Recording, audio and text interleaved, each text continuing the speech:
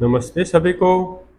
आज मैं आपके लिए लाया हूँ विश्व कल्याण के 10 नियम, जो आज से लगभग 150 साल पहले स्वामी दयानंद सरस्वती के द्वारा लिखी है। इस नियम का हम अपने जीवन में उतार कर विश्व का कल्याण कर सकते हैं, अपना भी कल्याण कर सकते हैं और समाज का भी कल्याण।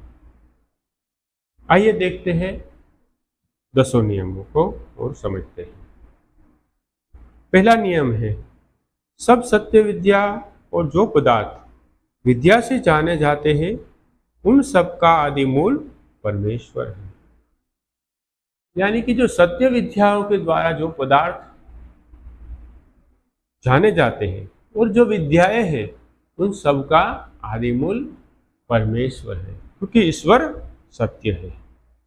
दूसरा, ईश्वर सच्चिदानंद स्वरूप, निराकार, सर्वशक्तिमान, न्यायकाली, दयालु, अजन्मा, अनंत, निर्विकार, अनादि, अनुपम, सर्वाधार, सर्वेश्वर, सर्वव्यापक, सर्वंतर्यामी, अजर, अमर, अभय, नित्य, पवित्र और सृष्टि करता है। और बाद में कहा है ये इसके गुण है, उसी की उपासना करनी चाहिए।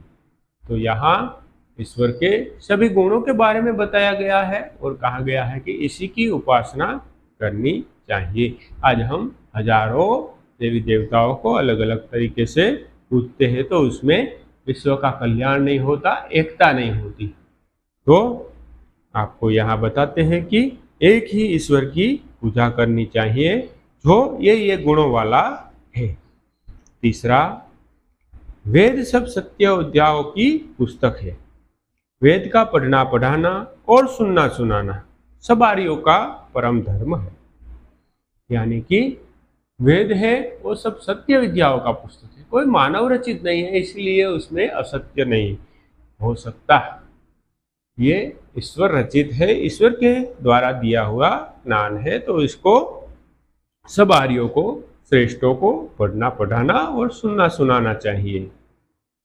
चौथा है, सत्य के ग्रहण करने और असत्य के छोड़ने में सर्वदा उद्धत रहना चाहिए।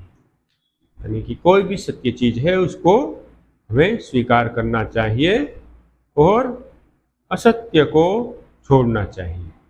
पांचवा, सब काम धर्मानुसार अर्थात सत्य और असत्य का विचार करके करना चाहिए। जो भी काम हम रोज बरोज की रूटीन में करते हैं उसका पहले सोचना चाहिए कि ये काम धर्म के अनुसार है, सत्य है, वही काम करना चाहिए। छठा, संसार का उपकार करना इस समाज का मुख्य उद्देश्य है, अर्थात शारीरिक, आत्मिक और सामाजिक उन्नति करना। इस समाज का मतलब है आर्य समाज, यानी कि श्रेष्ठ समाज। ये कोई बंधन नहीं है, जो भी आर्य है वो श्रेष्ठ है, उसका जो भी समूह है उसको समाज कहा जाता है। उसका मुख्य उद्देश्य है समाज की शारीरिक, आत्मिक और सामाजिक उन्नति करना।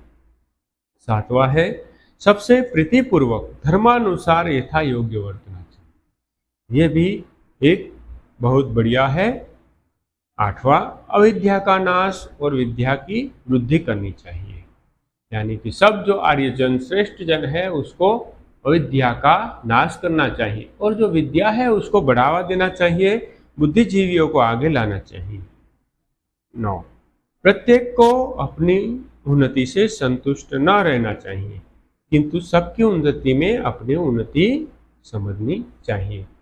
यह भी एक आज के समाज का विकट प्रश्न है। सब अपना अपना करके छूट जाते हैं, कोई राष्ट्र, देश, धर्म के बारे में नहीं सोचते हैं। ये इसका गहरा यहाँ आपको चिंतन करने के लिए कहा गया है कि आप अपनी अपनी उन्नति कर लेंगे, लेकिन जो राष्ट्र की उन्नति नहीं होगी तो आपकी उन्नति को कभी कभी कोई न कोई छीन के ले जाएगा। इसलिए आपको कहा गया है कि आप सिर्फ अपनी उन्नति मत सोचिए, सबकी उन्नति में अपनी उन्नति समझिए।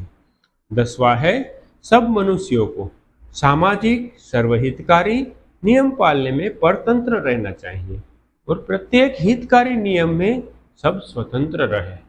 यानी इसमें कहा गया है कि जो हमारा संविधान है, जो हमारे राष्ट्रीय प्रिंसिपल है, उसको हमें फॉलो करना चाहिए और जो अपने घर है, घर में जो नियम है वो अपने तरीके से आप जी सकते हैं, लेकिन जो सर्वहितकारी सामाहिक आप बाहर निकलते हो तो हमारे देश के जो नियम है, कानून है, उसको फॉलो करना चाहिए, यानी कि संविधान के अंदर रहना चाहिए। ये भी एक बहुत बढ़िया यहाँ हमको सूचित किया जाता है। तो ये थे विश्व कल्याण के 10 नियम। ये स्वामी दयानंद सरस्वती के द्वारा बनाए गए हैं। इसको सारे विश्व पर अगर इम्प्लीमेंट कर दिया जाए तो भी विश्व का कल्याण होगा। क्योंकि इसमें किसी भी जात पात नात का पक्षपात किए बिना जो नियम बनाए हैं उसको फॉलो करके हम विश्व का कल्याण कर सकते हैं। अस्तु। ओम शांति।